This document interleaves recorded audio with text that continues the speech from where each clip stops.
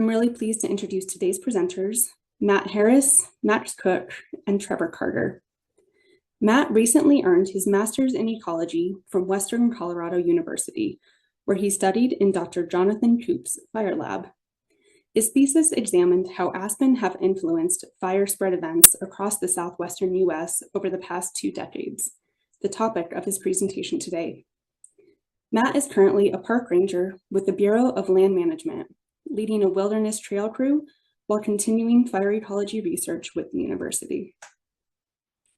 Max joined the Colorado Forest Restoration Institute this year as a senior wildfire analyst and research associate after completing his master's in science and PhD in geography at the University of Colorado Boulder.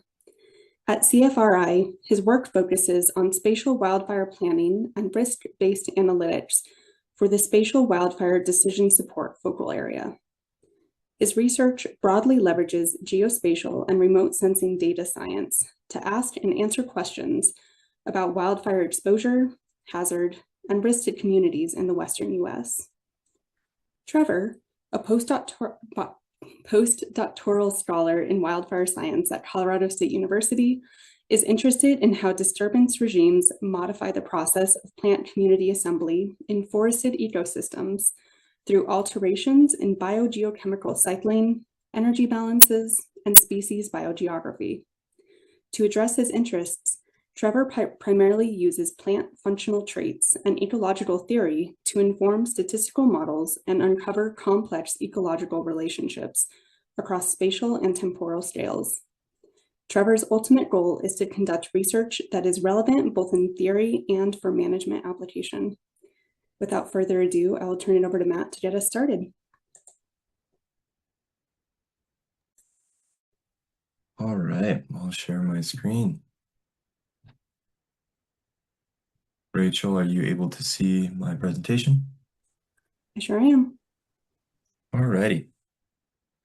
Hello, everyone. My name is Matt Harris, and today I am honored to join Max and Trever in talking with you all about aspen and how they interact with fire. As Rachel mentioned, I'm going to present my thesis research entitled Aspen Impedes Wildfire Spread in Southwestern United States Landscapes and discuss how aspen could help shape the future of fires. To begin, I want to talk about the difference between aspen and coniferous species that influence their flammability. So first, we're going to start off with conifers. They have a low foliar moisture in their needles. They have more continuous ladder fuels in their structure or morphology. That they also have more fine fuels with those twigs and needles, and some species have needles that contain a flammable resin. All of this ultimately leading to them being a more flammable species. Comparative, aspen have a high foliar moisture with wet leaves. They have limited ladder fuels. As they grow, they are a self-pruning species, meaning that they are dropping their limbs. This is what leaves those iconic aspen eyes, but it is also what separates their crown from the understory, making it difficult for flame to reach. Aspen also produce fewer fine fuels and host a faster litter decomposition rate.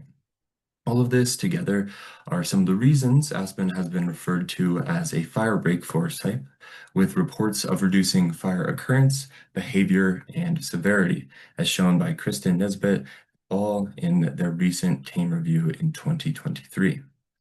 One of the most pronounced influences is how aspen stands can slow or stop the spread of crown fires.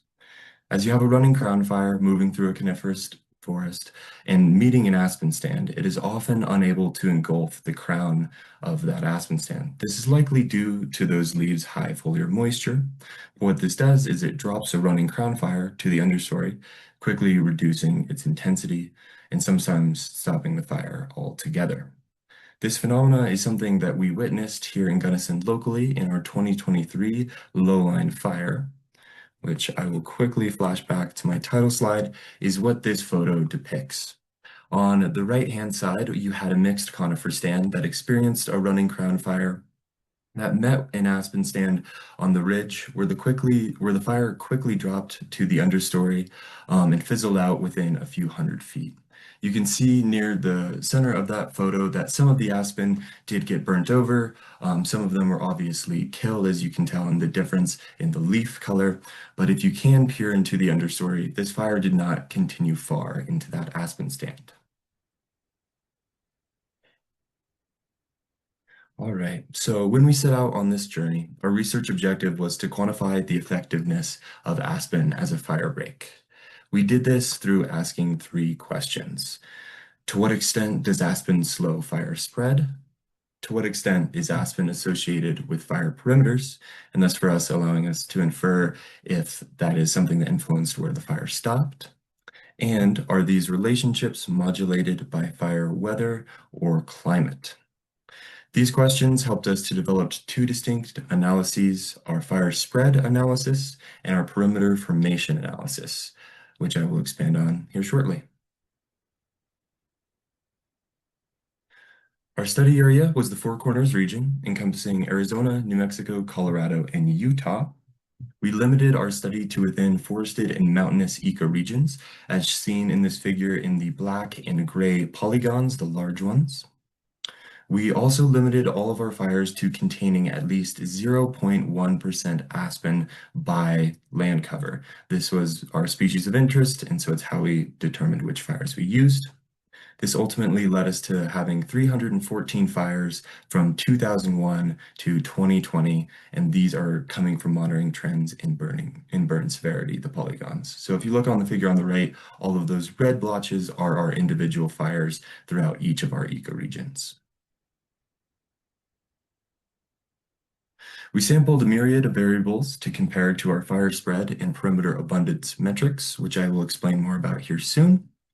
Some of these variables included daily climate and weather variables from ERA 5, monthly z-scores, which emphasized site-specific climate variation, the most recent land cover preceding each fire, meaning the most recent data set prior to every fire's date.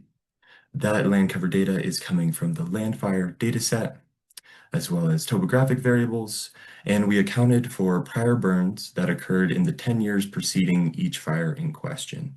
If you look towards that middle figure there, all of those areas in black are prior burns that have been mapped out. We used a 0.1% random points sampling scheme in order to limit spatial autocorrelation. This was either done for the entire fire event relating to our perimeter analysis or for each day of fire spread relating to our spread analysis. This all allowed us to model how these factors interacted to influence fire spread and perimeter formation. So now into our first method. Our first analysis focused on fire spread rates, which we measured based on day of burning interpolations following the methods of Sean Parks. These day of burning interpolations are generated using MODIS or VIRUS fire detections within final fire perimeters from monitoring trends in burn severity. If you look here at pane A, each of those dots is one of those fire detections, with that polygon around everything being from monitoring trends in burn severity, and each of those dots being colored by day. These detections are then used to create distinct day of burning patches, as seen in pane B on the right.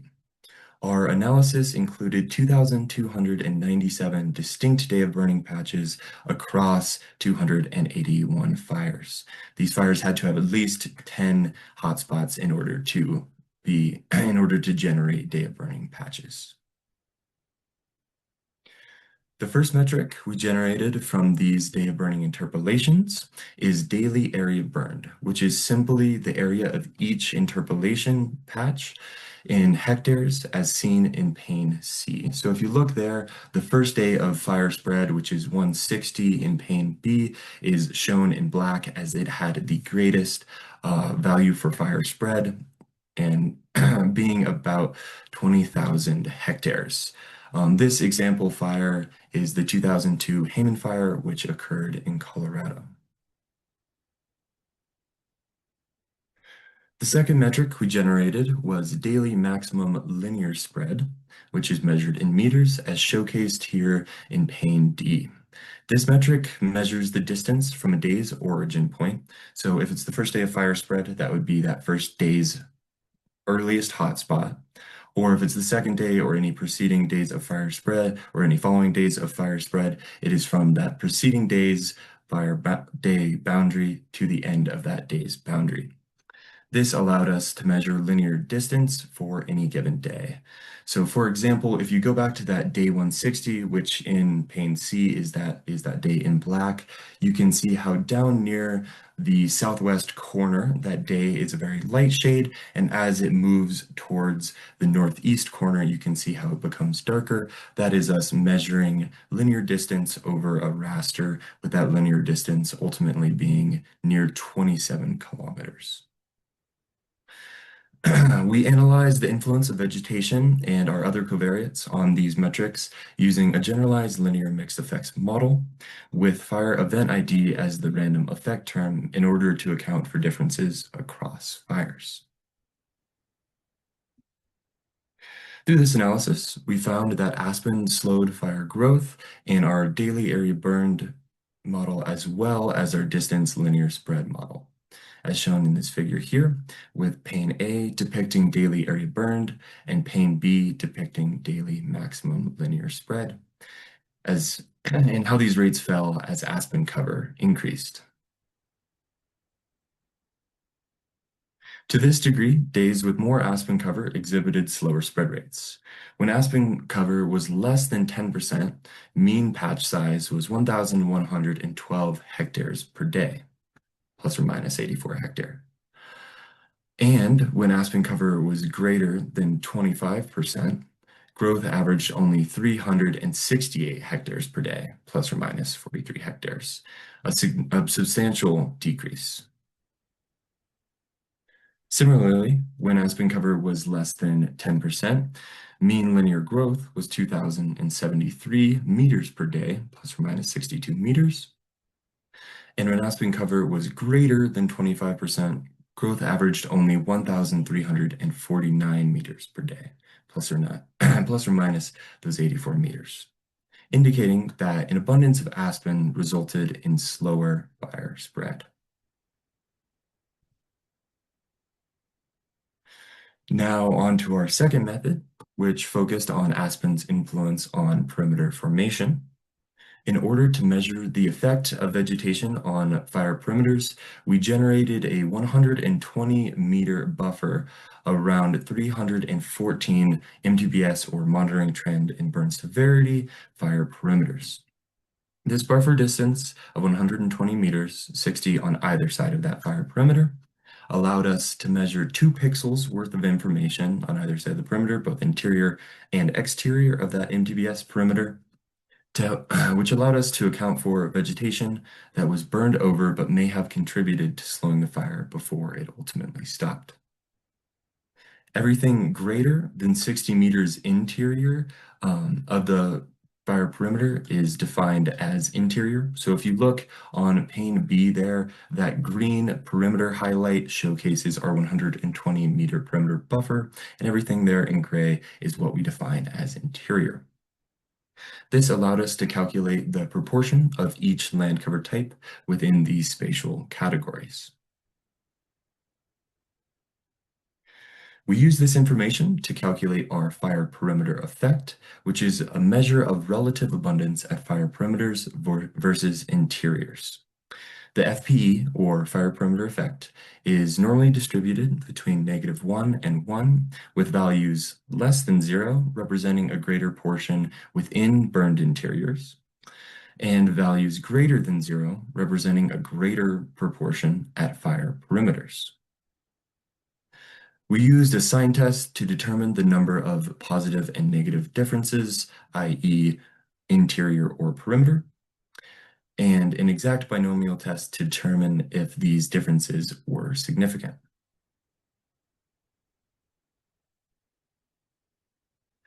We found that aspen could stop fire spread altogether, as showcased by their association with fire perimeters.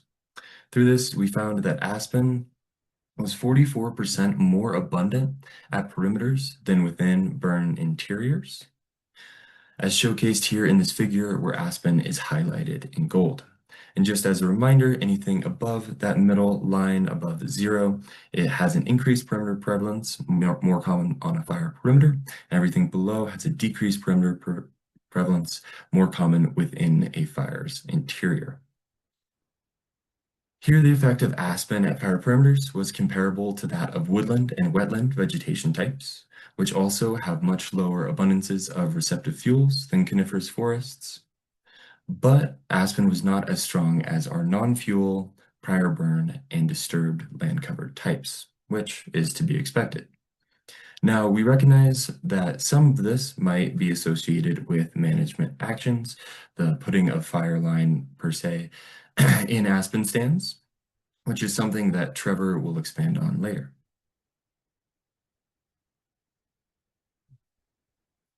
When examining how climate and weather factors modulated aspen's influence on fire, we did not find any evidence that these variables modulated the relative effect of aspen. Now, we recognize that both climate and weather certainly influence aspen's flammability, but we did not find any significant trends of this in our modeling. However, the one covariate with significant interaction with our fire perimeter effect metric was day of year, which we believe suggests a phenological mechanism that influences aspen's flammability. There are examples in Alberta, Canada, of fast-moving fires in aspen, often associated with high winds in the spring before leaf out. So early in the season, before leaf out and foliar moisture increases, aspen may be more susceptible to fire.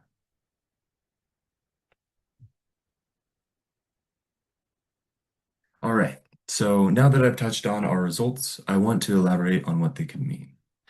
Starting with the idea that aspen could act as a negative feedback. Studies have shown that aspen is likely to be favored by increasing fire activity and compounding disturbances, such as having a beetle kill forest and then a severe wildfire afterwards. More aspen in some landscapes could then in turn dampen expected increases in fire activity. So more disturbance, more fire, more disturbance, maybe more aspen, that could potentially dampen future fire activity. What I think is most important to recognize about this feedback is that it could be harnessed through management practices, such as prescribed fire and managed wildfire, as well as supplemental planting or propagation of aspen, those means. Though there is uncertainty around the strength of this feedback relative to more extreme future fire weather, as we anticipate extreme fire weather can overcome aspen's slowing effect, which is something Trever will talk about in more detail relating to active fire suppression events.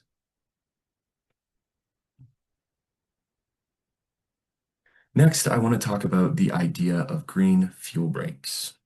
If you're not familiar, green fuel breaks can be constructed through directed type conversion by removing flammable species such as conifers and planting less flammable species such as aspen.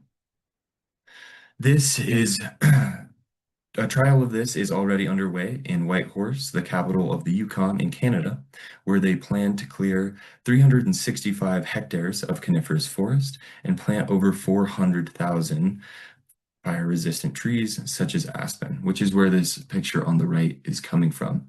Now, this treatment is in the rather early stages. The aspen are still young, but there is a lot to learn from examples like this, as we still have a lot of questions about the viability of using aspen or other deciduous or fire-resistant trees in fuel breaks. Now, a key factor to consider is, does the effect of aspen change with stand development and other factors, such as conifer encroachment, as well as other changes in understory composition, stand health, water availability, among a slew of other factors. With that, there is a great need for further research on this subject to address things like the costs, benefits, and effectiveness of aspen fuel breaks relative to traditional fuel treatments, as well as to understand the capacity to establish, either through planting or propagation, maintain, and expand aspen to reduce unwanted fire activity. along with many other considerations, which is where I hope to hear from you all in our Q&A session. I know there are a lot of different caveats that need to be considered when we're talking about the use of aspen or another lesser flammable species in fuel breaks, and so I'd love to hear some of your thoughts in the Q&A session. We recognize that this is not a one-size-fits-all solution, and there are many factors to consider when talking about using aspen as a fuel break. So I hope we can have a prosperous discussion here at the end about some of the factors that need to be considered and some of the research needs to understand this further. With that, I want to acknowledge the groups that supported this research, which are the Southwest Climate Adaptation Science Center, Bureau of Land Management, Western Colorado University, and the Western Wildland Threat Assessment Center. As well as give a nod to all of my wonderful co-authors, Jonathan Koop, Jared Balick, Jessica McFarlane, Sean Parks, and Camille Stevens-Rumans for their instrumental role in each of them played in this research. Thank you all, and we will have time for questions during our Q&A session. With that, I will stop sharing my screen and pass the stage along to Max Cook for his presentation.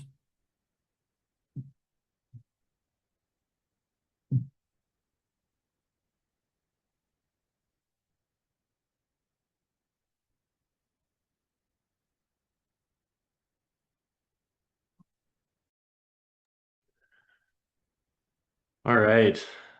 Thanks, Matt, for kicking us off there. That was super interesting and really important work that you guys have been able to put together with that project. Is my screen coming through okay? Looks good. Awesome. Sweet. Yeah, hi everyone. I'm really happy to be here presenting on some of this work. My name is Max Cook. I'm a research associate with the Colorado Forest Restoration Institute at Colorado State University. I was previously at the University of Colorado Boulder, where I did my master's and PhD in geography with Dr. Jennifer Balch. And I'm happy to be back here at CSU. I did my undergrad here. So just bouncing between universities now. And today I'm going to focus on some of my dissertation research from CU Boulder, focused on aspen's influence on fire radiative power and burn severity.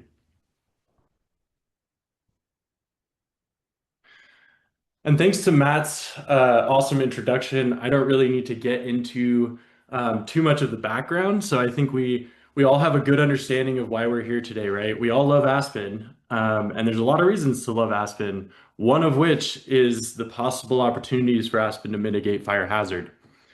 And so, I'm going to dive in. I'm not going to give too much of an introduction here, but I do want to bring up just one kind of component here that I think makes sense for all of our talks is this difference between aspen functional types and relationship with fire activity.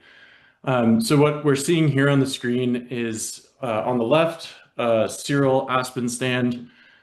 So seral being a more mixed conifer aspen, often associated with successional trajectories. And then we have our stable or pure aspen, which is self-sustaining and self-promoting aspen stands with little to no conifer. And these different functional types really matter for fire behavior and fire effects. And so in our stable aspen types down here in the bottom left of this plot from Shinneman et al. In 2013, we can see that stable aspen has a much greater effect on lowering burn severity, in this case, mean fire severity. But as we move towards that seral or having a conifer component, that severity increases. And so we would expect that the benefits of aspen on moderating fire behavior is really also driven by the composition of these stands. So in my talk today, I'm talking about two metrics that may be mechanisms for what we heard about in Matt's talk about fire cessation and fire speed. And these are fire intensity and fire severity, two commonly studied metrics of fire behavior. So first, just to orient us, fire intensity here, I'm referring to the energy release per unit time from actively burning fires. Fire intensity is often synonymous with how hot the fire is burning, and it has implications for suppression effectiveness, community hazard, fire speed and ember cast, things like that. And this metric is less studied using remote sensing, which I'm going to get into here in a moment. So to look at fire intensity, we brought in data from the Visible Infrared Imaging Radiometer Suite, or VIIRS, and we got a little bit of an introduction to this data in the first talk as well. So this satellite shown here is the Suomi National Polar Orbiting Partnership, or SNPP, but there's multiple satellites in orbit that carry the VIIRS instrument. This data provides active fire products, which detect thermal anomalies based on the middle and thermal infrared wavelengths. And so this plot is just showing those active fire detections on a daily basis, and this should look somewhat familiar. From these active fire products, we can derive something called fire radiative power, and this is really an underexplored proxy for fire intensity. I will be quizzing you on this equation at the end, so make sure you have this memorized. But basically, this fire radiative power is measuring the thermal temperature of active fire pixels. So here's an example of the Mullen Fire in 2020, which was on the Colorado-Wyoming border, showing a time series of these active fire detections colored by that fire radiative power metric. And so you can see sort of the progression of the fire, but then also the changes in how hot that fire is burning from observation to observation. So we developed this metric that we're calling cumulative fire radiative power, and we're using this as a proxy for fire intensity. And so what this looks like in practice is we take those active fire detections from VIIRS, we convert those to their ground area or their pixel area, and then we aggregate these onto a regular grid, creating this cumulative FRP, where each grid cell represents the accumulation of fire radiative power from the day of ignition to the end of the fire. And this example here is the Williams Fork fire as well. So moving to fire severity really relates to ecosystem impacts. So synonymous with loss of organic matter or tree mortality. It has implications for post-fire management, forest resilience, and recovery. And this is actually more widely studied using remote sensing. And so in this study, we used Landsat 8 operational land imager, which is a multispectral satellite that many of you may be familiar with. This data is often used to create burn severity maps. And these burn severity maps really exploit these spectral response curves. So the differences between visible and near infrared wavelengths of light in burned areas.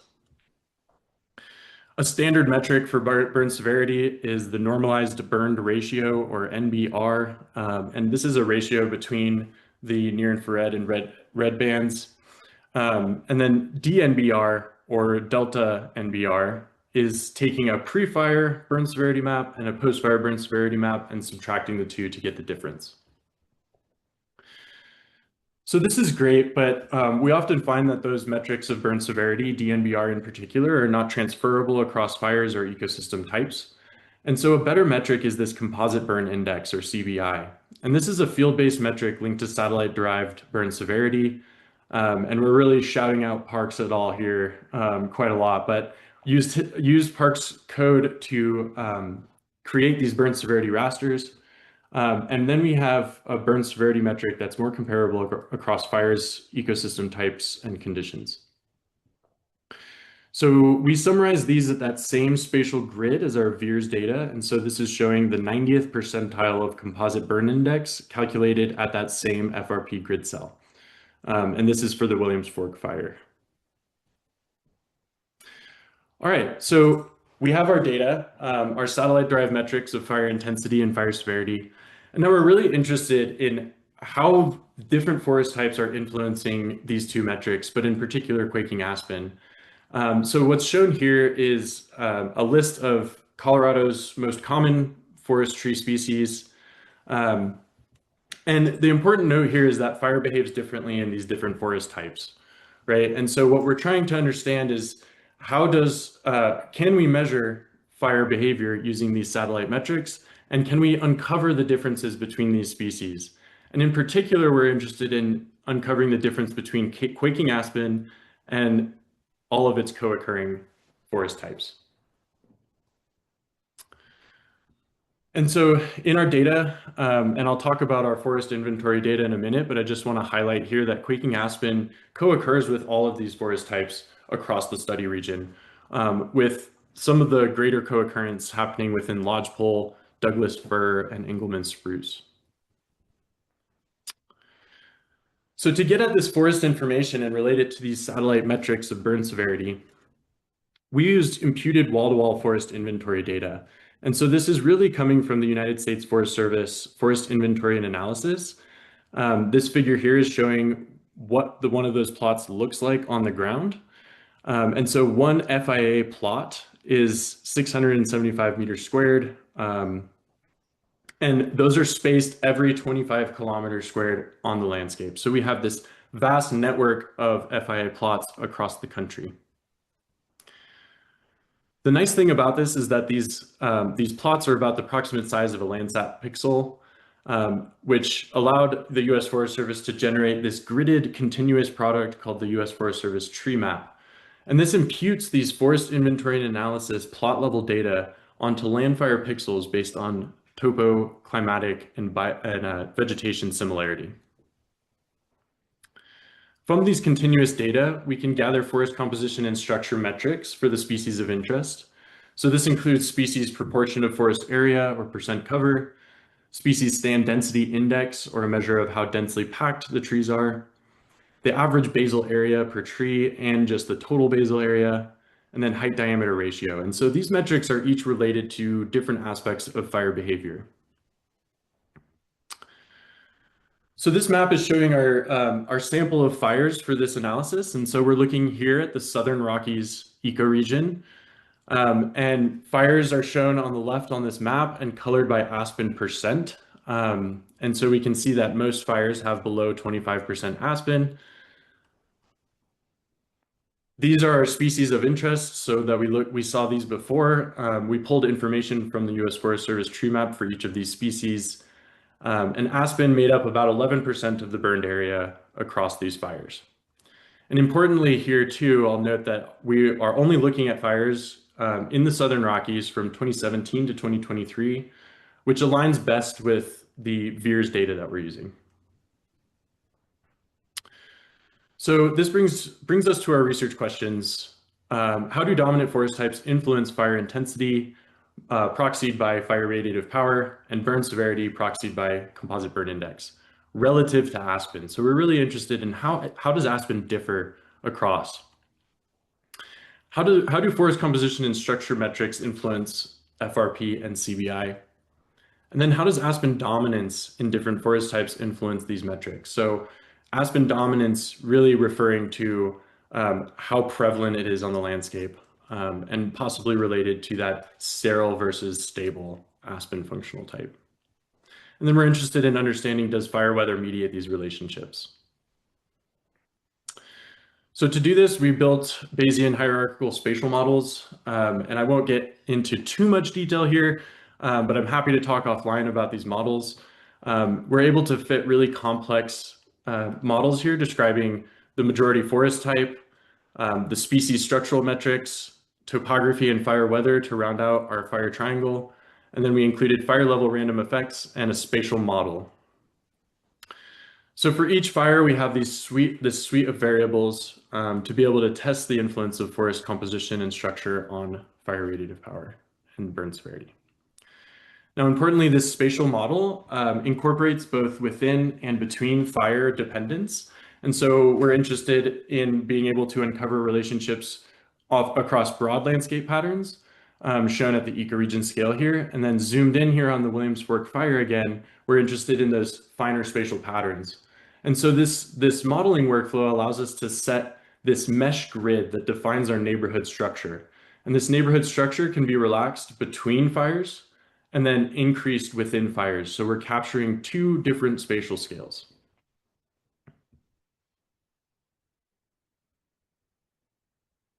So moving on to some results, we found baseline differences between forest types relative to aspen.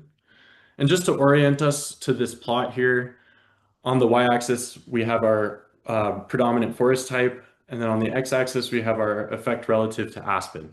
And so this effect line, this dashed line in the middle, is basically the zero effect line. And on the right-hand side is a positive effect, or a higher FRP or CBI relative to aspen. So starting first with our cumulative fire radiative power, we can see that most of these conifer species had a higher fire radiative power relative to aspen.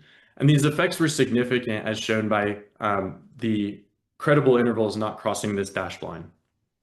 So some highlights here, we found a 21% higher fire radiative power in lodgepole relative to aspen. And that may seem like a small number, but it makes sense, ecologically speaking, what we would expect for fire behavior in lodgepole versus aspen forests. And it's nice to see that showing up in the data here. So moving on to our burn severity, we also see a similar pattern within burn severity, where most conifer forest types had a greater burn severity relative to aspen. So for lodgepole and our spruce fir and ponderosa pine, we can see that there's a very similar relationship between fire intensity and severity relative to aspen, and all had higher values. In the case of Douglas fir, we saw a 23% higher burn severity relative to aspen, which was the highest difference amongst forest types. And then pinyon juniper had this kind of strange relationship where there was a much higher burn severity relative to aspen, but a lower fire intensity. And this makes some sense based on fire behavior within pinyon juniper, where often those forest types can't carry canopy fire as well. And so there's often surface fire, which would lead to a lower intensity. And yet these trees are very susceptible to damage from fire. And Gamble oak at the top here is kind of a weird one, and you can see that with the wide credible intervals. So we see that with Gamble oak as well as with white fir.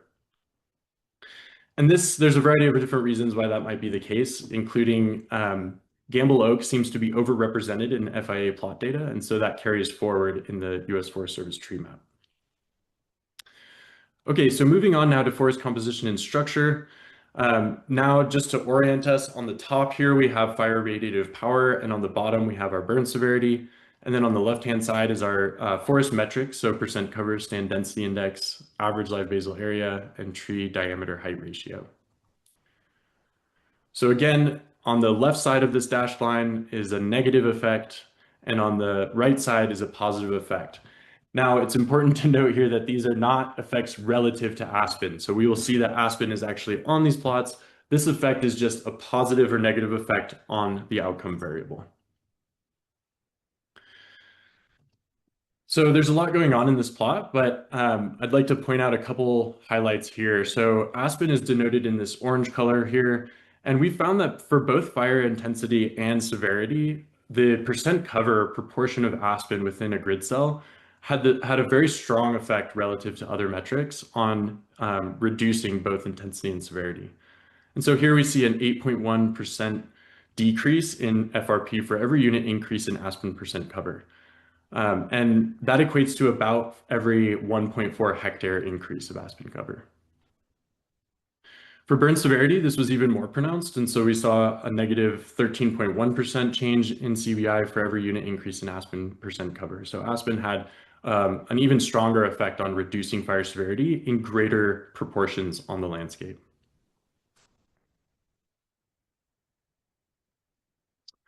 We also saw some indication that stand density index was negatively related with fire intensity. So this is interesting and kind of points to that seral versus stable dynamic, where as you have denser stands of pure aspen, we might expect a greater decrease in fire radiative power. And the opposite is true here for Gamble oak. So as you have more dense stands of Gamble oak, we're seeing a higher fire intensity. And that might make sense, as those dense stands of Gamble oak can carry fire into the canopy and produce some pretty hot burning fires. In the case of ponderosa, we saw that the tree diameter to height ratio was a significant influence. And so this indicates that higher HDR is taller relative to diameter, loosely speaking, indicative of tree crowding. So what this may indicate is, more crowded ponderosa stands, which may also have a lack of fire, tend to burn hotter and more severely. And then we see an opposite trend with spruce fir here as well. And so in spruce fir, these are more climate limited systems. And so it takes specific weather conditions for them to burn hotly. And so we're seeing here is with average live basal area and height diameter ratio, as those increase, we see a decrease in intensity, and that might indicate that older spruce fir stands that are less likely to burn are dominating this effect.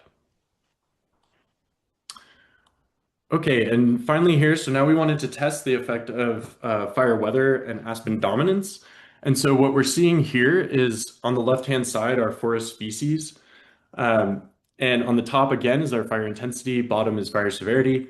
And then what we're looking at here is aspen dominance. And we measure that using basal area. So this is basically saying within each of these forest types, what does an increasing aspen basal area do to fire intensity? So yeah, this is the proportion of live basal area belonging to aspen. And we found some mixed results in this, but generally speaking, as aspen proportion increased, we saw a decrease in fire intensity measured by fire radiative power in both quaking aspen dominated and lodgepole. So when I say quaking aspen dominated here, we're basically saying in areas that are already aspen dominated, as basal area increases, there's a decrease in fire intensity.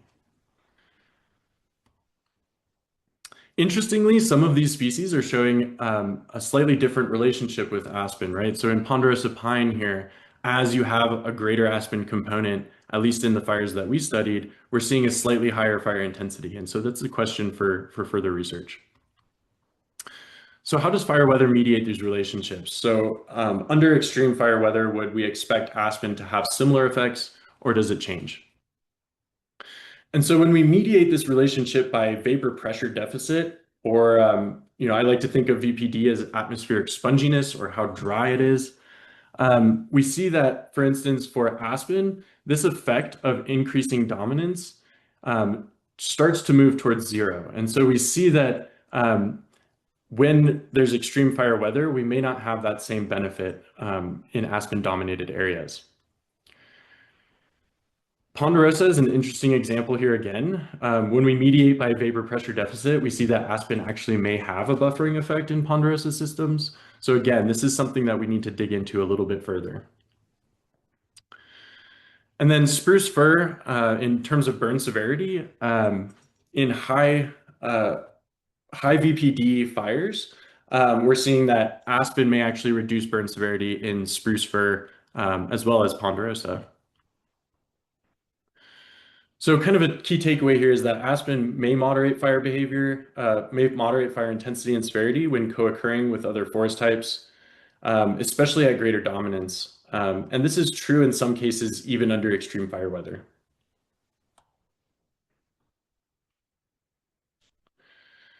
This kind of breaks apart when we're looking at just aspen dominated forests and where we see that more extreme fire weather leads to higher fire radiative power and burn severity. So aspen will burn under the right conditions. And then finally, I just want to throw this up here to show that our spatial model is able to capture a lot of the random influence that we don't have in our fixed effects. And the spatial pattern between burn severity and fire intensity differs within a same fire.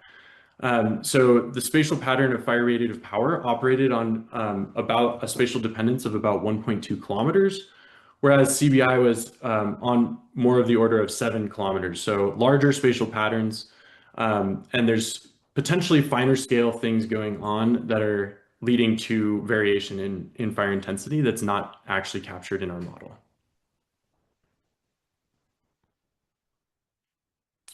And it's important to note here too that this model that we're describing here today only includes 94 fires across this time period. And so as we extend this analysis to other regions in the US and across multiple fires, we may start to uncover some of these spatial patterns as well. All right, so just a quick summary of this work. We found that aspen does turn down the heat in Southern Rockies forests. We found that satellite-derived metrics of cumulative fire radiative power is a really useful proxy for fire intensity. And I think there's a lot of room for this metric to be used in other contexts, such as the effects of treatments on fire intensity. Aspen proportion or percent cover is more important than other stand characteristics.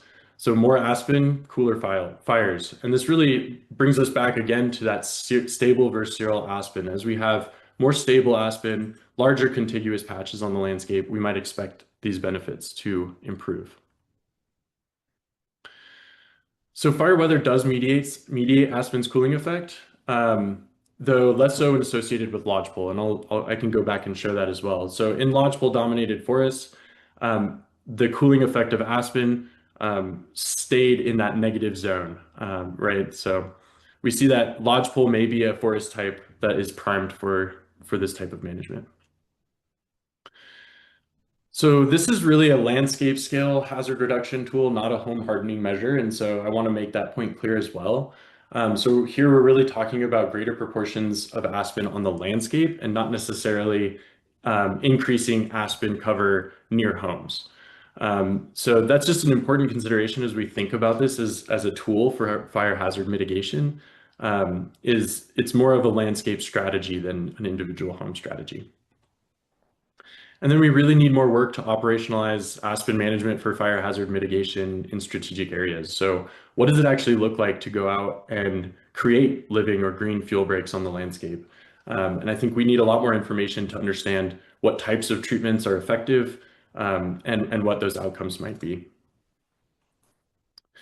So this research was funded by the Joint Fire Science Program and as part of my dissertation at the University of Colorado Boulder with the Series Earth Lab.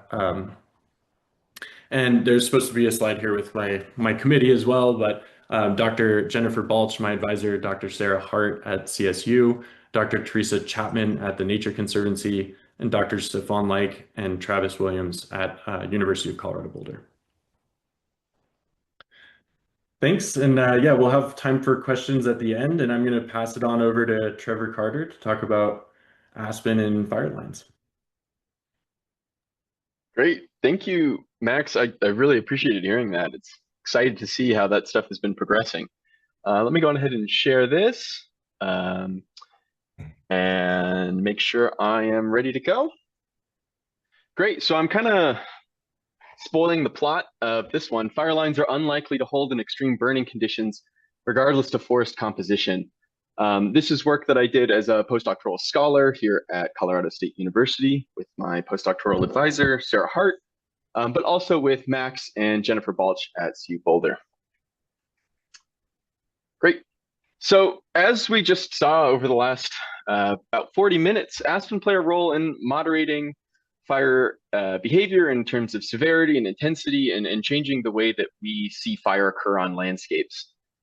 However, from a management perspective, are we utilizing this on the landscape? Can we utilize this on the landscape? And does it really matter? So a lot of questions still remain from an operational standpoint, in addition to some of the science questions that both Max and Matt have posed that need further investigations. So specifically today, we're going to be talking about whether wildfire suppression lines are preferentially constructed in stance with aspen as compared to other tree species. And we're going to discuss how how species identity influences the probability that fire suppression lines hold when also considering differences in topography, climate, and fire weather. So much like Max's work, this is also done in the Southern Rockies. We have a little bit more of a narrow timeline, wildfires from 2019 to 2023 that have fire lines. This equates to about 37 fires that we're including in our study. And so again, there were more fires that occurred during this timeline, but these are the ones that have fire suppression operations that we're able to use.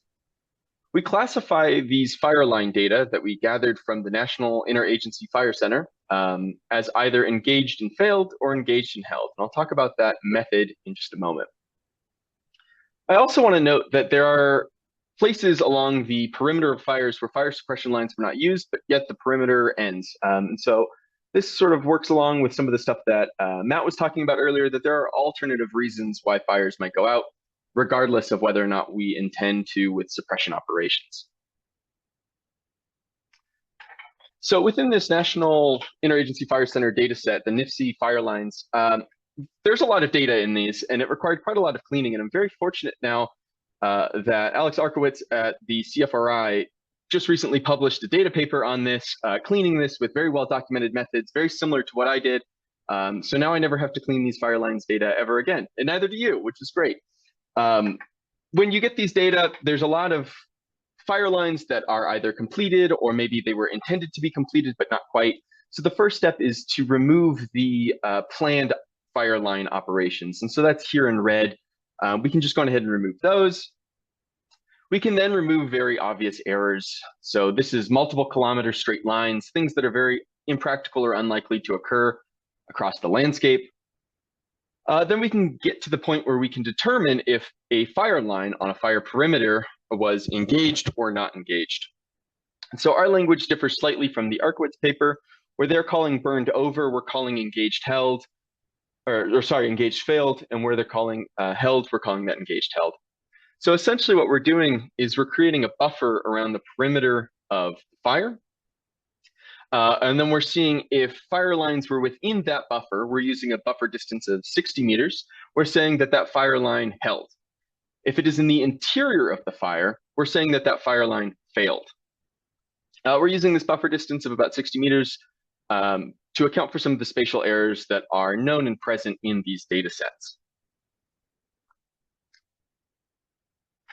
So once we have all of these data cleaned from the NIFC data set, we can look at the distribution of fires and their fire lines and how it changes across our temporal scale of investigation. So we can see that certain years like 2020 and 2022 and panel B right here had much more area burned and far greater fires. And in our lower panel C, we see that these are also associated with more fire lines. We have our engaged held lines in the blue and our engaged failed lines in the gold. And that'll be a consistent coloring scheme throughout.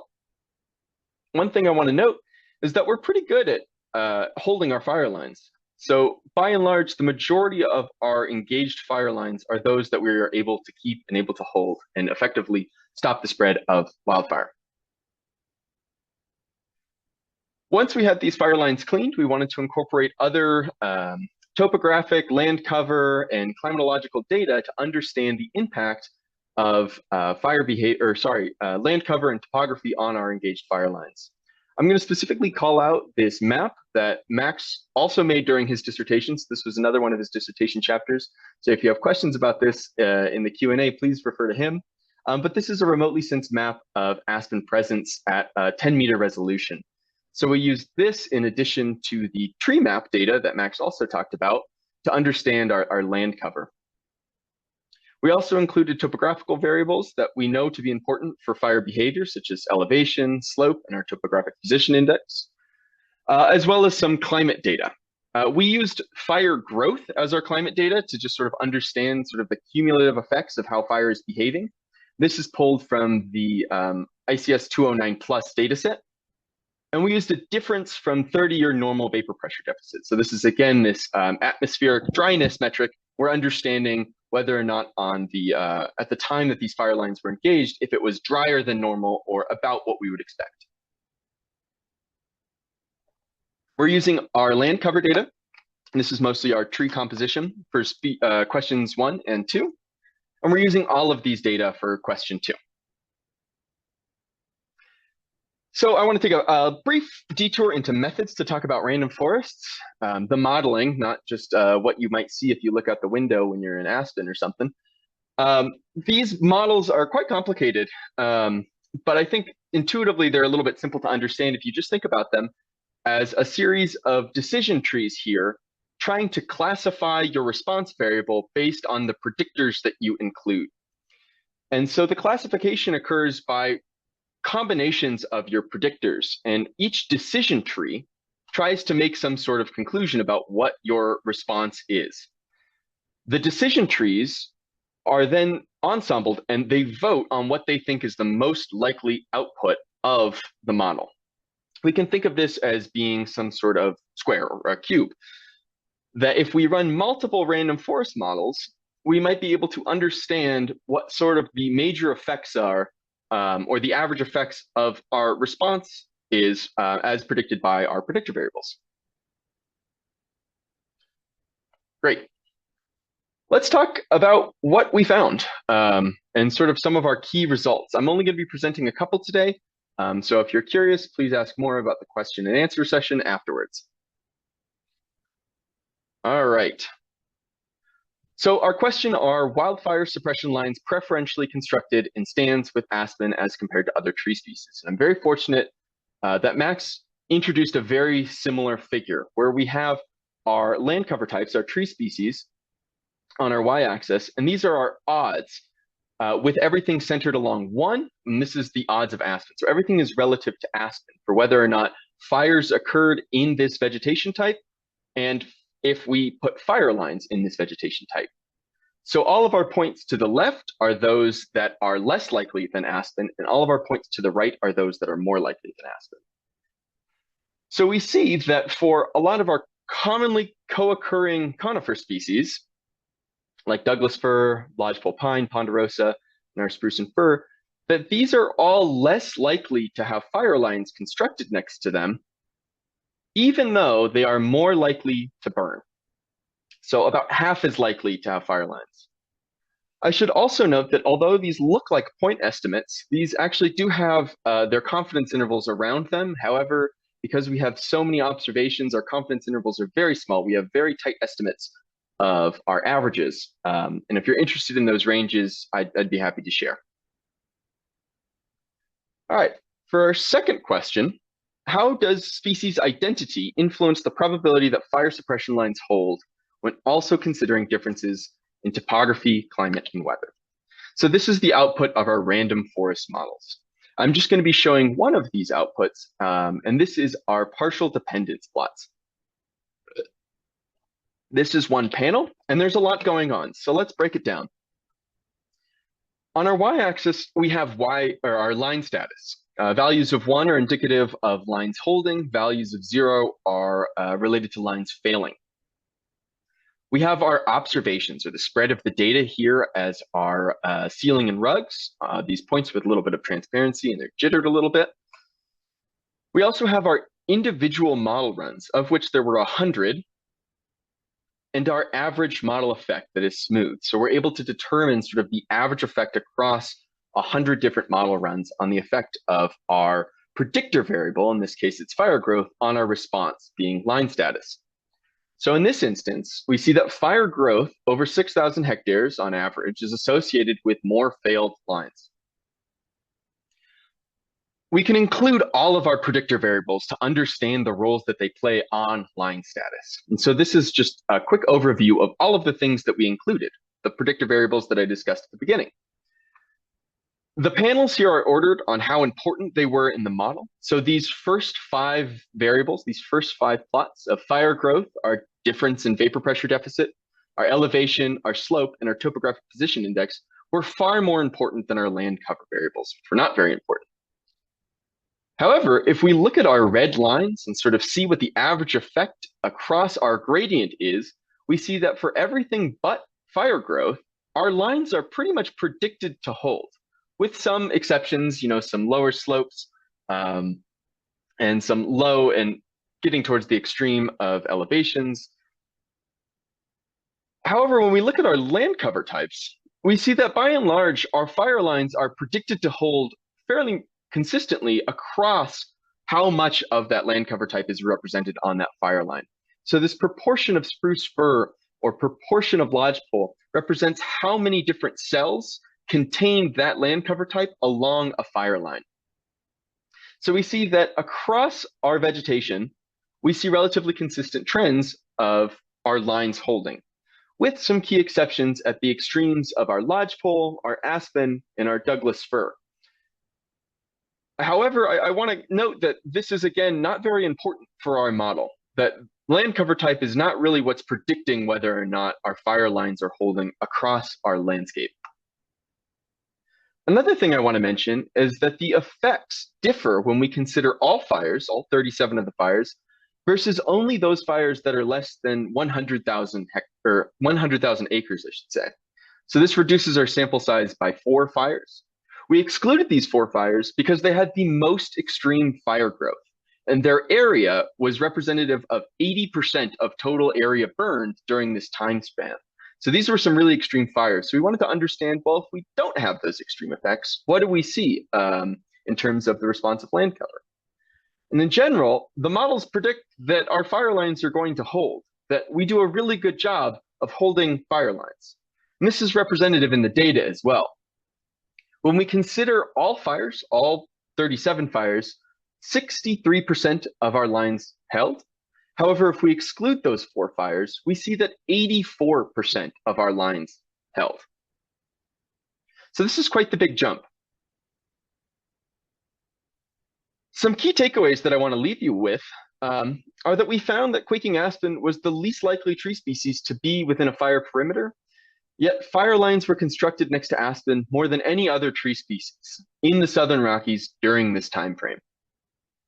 Fire growth, independent of stand composition, was the most important predictor for whether fire suppression lines were likely to hold, but our success differed when we considered all fires at 63% of lines holding versus fires less than 100,000 acres or those that were not very extreme. This is 84% of our lines hold. Finally, our fire lines are often placed closer to aspen stands, and this could be potentially due to some of the research that we've seen today, ongoing discussions about the role that aspen has in regulating fire severity and intensity. However, we're observing that under extreme burning conditions, fire lines are unlikely to hold regardless of what the stand composition is, suggesting that we're good at fighting fires under most conditions, and under the extreme conditions, we're really not good at fighting them regardless of where we are. So with that, I would like to give a special thanks to you all for sticking around to the end of this webinar, to my collaborators, and to Gloria and Rachel for organizing this, and for JFSP who funded this project. If you're interested, I host on my website a series of 2-page management briefs that tries to distill research papers for managers into the most important information. And it links to the research papers as well if you're curious. So with that, I would just like to say thank you again. And I think I finished quite a bit early, so hopefully more time for the Q&A. Alrighty, thank you so much. Yeah, really appreciate all 3 of you for coming on and giving excellent presentations. A quick plug, if you have any questions for the presenters, please do put those in the chat and they'll be relayed. So to kick it off, I'll put forward a question from Matt.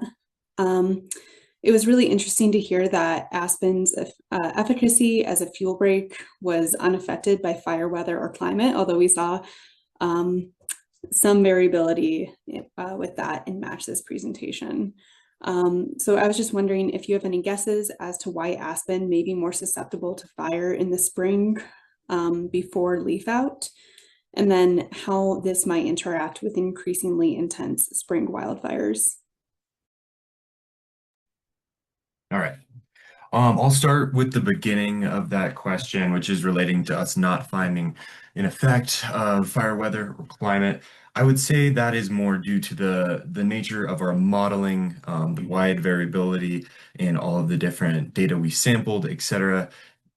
I think just based on the literature and the other presentations today, we can all understand that in extreme weather situations, and especially arid climates, aspen are definitely able to be overcome by fire. But we really need to define when and where this happens. So when we're talking about the spring situation, that was in reference to a few specific case studies up in Alberta, Canada, where you have rather dense aspen stands. And so before leaf out in the spring, with high intensity winds, aspen seem to be more susceptible to fire. Now, some of this might be just generally based on the factor that as foliar moisture increase, or as we have leaf out and foliar moisture increases, we're also seeing that increase, in the understory and everywhere else. And so it might just be an aridity and a water issue in the spring. So, if you have a low snowpack year, you don't have a lot of water generally, those forest types, those aspen forests may be more susceptible to fire. Whereas when you start to get precipitation in the summer, you have leaf out, foliar moisture increases. It's a general coming together of all of those factors where we start to see the decrease in fire behavior and intensity in aspen. All right, thanks for the really good summary. Max, one for you. Just wondering if you've seen any increase in the past 5 to 10 years in the conditions under which pure aspen stands will burn and contribute to hotter and more severe fires. So that's sort of the first question is, are these conditions increasing? Second part of that is, was there a point with the proportion of aspen as a percent of overall forest type when you saw it switch from being a fire mitigation boon to a fire mitigation bust? Yeah, I love that framing. Thanks for the question. So to the first point, which can you actually repeat the first question? Actually, sorry. Yeah, of course. Just wondering, in the past 5 to 10 years, if we've seen an increase in conditions under which aspen burns. Yeah, so we didn't specifically look at like a temporal difference.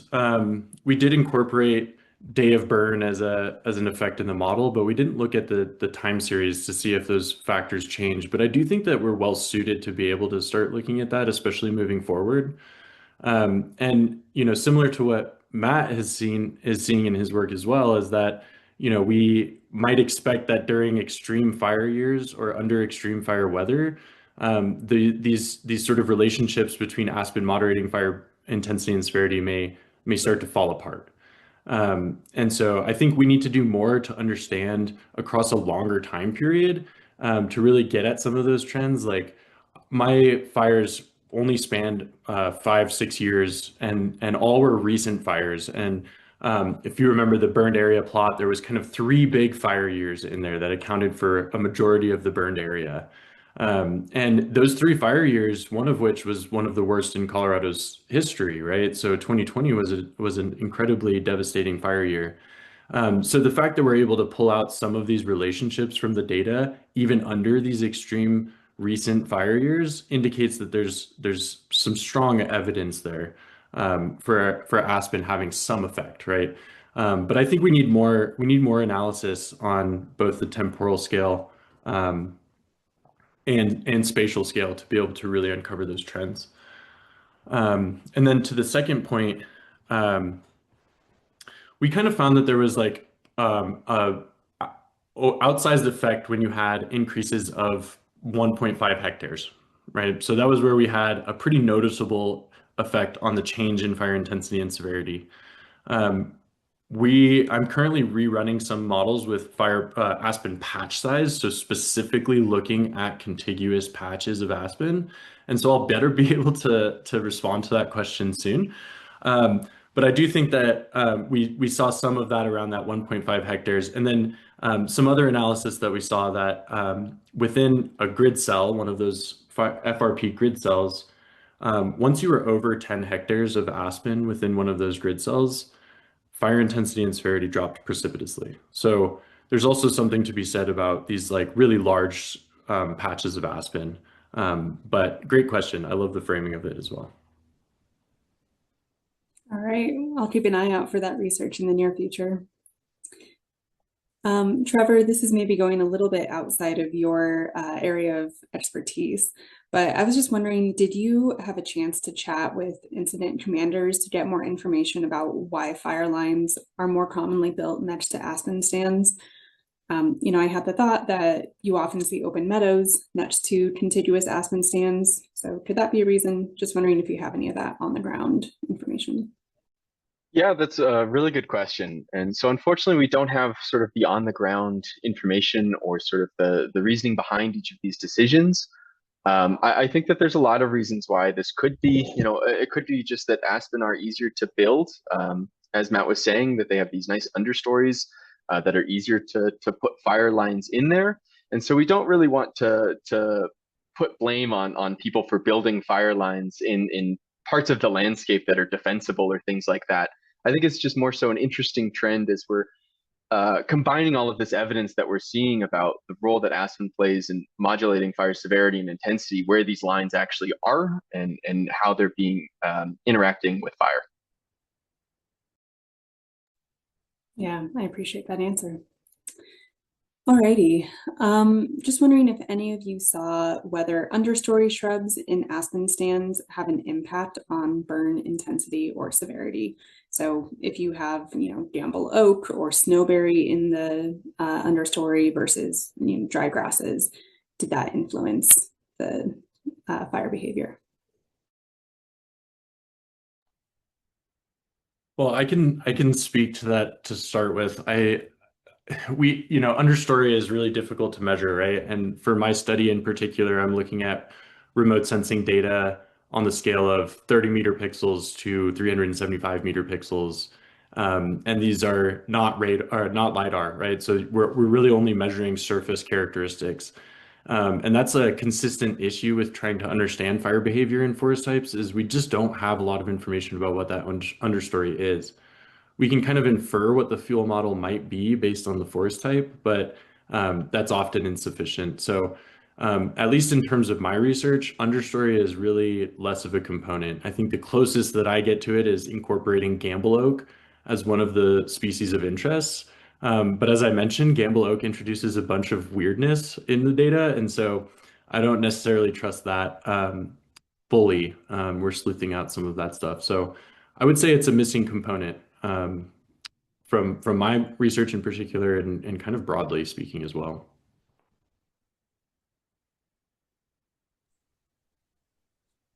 Yeah, Trevor or Matt, do you have anything to add to that? Okay. Just briefly, yeah, in our study, we weren't able to look at understory composition, so I'm not able to touch on it directly with our research, but there's certainly literature out there, and I've talked to many managers and practitioners who've witnessed, understory composition has a lot to do with this. If you have a density of common juniper or some other easily flammable understory species, we can definitely see, more vigorous fire in the understory, even within aspen stands. So I did not touch on it in my own research, but there's definitely an influence there. Yeah, it'll be interesting. I'll have to go and poke around and try to find some anecdotal evidence as well, just from different fires. All right, Keith asked a question for Matt, wondering, have you determined an inflection point or diminishing marginal utility point where an increase in the aspen percent cover has a lower positive effect? All right, thanks for the great question, Keith. No, I have not determined a specific inflection point where we're starting to see a diminishing effect. One thing, to our relationships, we saw pretty steadily as the percent of aspen cover increased, our spread metrics decreased. But I also want to reference that very few fires in our circumstance, or very few days, actually really had those upper echelons of aspen cover. We only our plot went up to, I believe, 86% aspen cover, but that was in one fire. Most of these days and most of these fires had less than 25, and I would say the majority even less than 10% aspen cover. So no, I don't have a specific inflection point, and I would say that we saw this with a variance of aspen cover, but most situations have a very limited amount of aspen cover just due to the nature of where they exist on the landscape. And to our research, we found that anytime you have that greater percentage of aspen cover, we found that decreasing effect in fire spread. And then, do you want me to answer Keith's second question as well? Yeah, and I was just going to sort of pose this as a question for all of you because I think you've all touched on it. Keith had also asked if there was an optimal aspen or mixed stem density for optimal reduction in fire behavior. So looking at sort of a stocking standard for fire abatement. I'll just quickly touch on that. We didn't do anything specific with stem density. We're looking at a pretty coarse spatial scale across quite a few fires. But a general anecdote there being that I think one of the natures of why aspen is able to reduce fire behavior intensity in this way is kind of how they as they grow, when they initially propagate, they're really dense. And I think many of us have had that experience of trying to get through a young aspen forest, and it's just impossible to weave through. And as they grow, they diminish, and that forest type kind of opens up, right? So there's probably an optimal age before you start to get more accumulation of dead and down fuels, where you have a specific space between the trees. And I think some of that is more in aspen's nature itself, in self-selecting, in its clonal nature, and diminishing the amount of total stems in the area. But I'm not sure of any specific metric for stalking or planting. Yeah, I just add on to that really quick too. I think that's some of the information that we need, right, for being able to understand like what types of management actions could we do to actually promote fire hazard reduction through aspen management. But I think like Matt said, I just when you have these like old aspen stands that aren't regenerating anymore, then we might expect that fire behavior mediation would decrease, right? So I think stand age, yes, but it's also like the health is probably the more important. Like, are we getting regeneration in that stand, or is that a more like decadent aspen stand on its way out? Conifers are coming in. So I think it's really dependent on that functional type, the site characteristics, and that holds true with even management recommendations too. Like stalking and planting aspen isn't done a whole lot. So we don't have a lot of information about what works and what doesn't. Um, and it's undoubtedly going to vary across areas, even within the Southern Rockies. Yeah, and I appreciate, Max, that you just answered Thomas's question as well. Just wondering how age and health might influence it. Trevor, if you want to speak to Mike's question a little bit, I think it goes along with this. Just wondering if the density of aspen regrowth and recruitment affect intensity or rate of spread. I think we've kind of answered that, but if you want to build on it further, please feel free. Yeah, I think we've definitely chatted about it a bit. And in terms of the fire suppression lines, the effects of the density, I think, are going to be pretty consistent to some of the results that Max has observed in his findings, and that we didn't really apply into these fire line studies. It was really just a presence absence of aspen along the landscape, but undoubtedly that these things will play a role at like local fire line level. However, I think, when we're looking at like landscape level effects, and these across years sort of analysis, I don't think it's going to play like the biggest role. Like, I don't think they're going to cause these lines to fail disproportionately higher or hold disproportionately higher than whether or not, aspen's like a little bit older. Again, I think we're just really good at holding fire lines across forest types by and large. So a little bit of a cop-out answer, but All right. Well, that's the end of our questions. So giving everyone a few minutes back early. Matt, Max, and Trevor, I want to thank the three of you so much for coming on and giving your really excellent presentations today. I know that a lot of this research is ongoing, so I'm looking forward to seeing where it goes. And just want to encourage everyone online to tune back in for our next webinar in this series in January. We'll have information out about that soon. Yeah, looking forward to seeing where you all go, and thanks everyone for joining us today.